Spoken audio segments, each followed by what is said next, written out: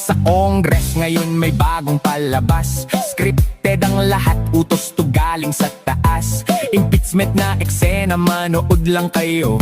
Habang naghihirap, kumakalam ang tiyan nyo. Di na pwedeng i-cancel, bayad na ng producer. Kaya todo sunod sa script ang mga karakter. Kahit nasa krisis, kailangan tuloy ang premiere. Kasi pag hindi, malapit na ang game over. Umupo si Aling Jinky dahil kay Speaker Luis Tro. Pinuno sa komitiba ng inhustisya sa Kongreso. Nakaraang taon, impeachment di sila nagtagumpay. Kasi dinala sa Korte Suprema, doon sumablay. Makalipas ang taon, kanilang inulit. Pagpapatalsik kay VP, pilit na iginiit. Impeachment malamini, trial nilang gagawin. First time itong mangyari sa bansa natin. Nang tanungin kung may konkretong ebidensya, sabi ni Manong Saridon ay parang kasi wala pa. Kukuha pa sila ng pain at kawit ng isda. Sa bank fishing expedition pa sila kukuha.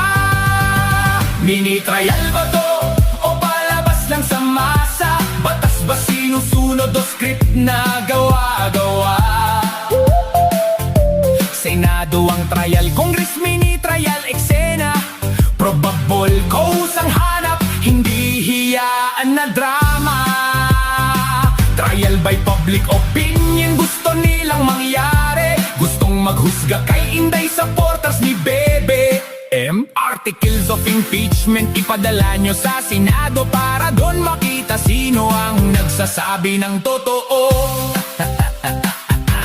Ang nakakatawa, itong ating bidang mga buwaya, hawak nilang witness, konbiktadong kidnapper pala. Isang kriminal na minsang naghasik ng krimen. Tapos sa kasinungalingan tayo papaniwalain. Mini trial, ngayon lang lumabas at narinig. Mga abogado nag-review kasi bago sa pandinig. Baka nakaligtaan nilang basahin sa saligang batas. Wala sa konstitusyon, parte lang pala ng palabas. Alam na mga buwaya na di ito uusat sa Senado. Kaya gusto nila ng bardagulan sa Kongreso. Basang-basa ni Inday ang script ng drama. Dilalapag ang agila sa entabladong gawa ng buwaya.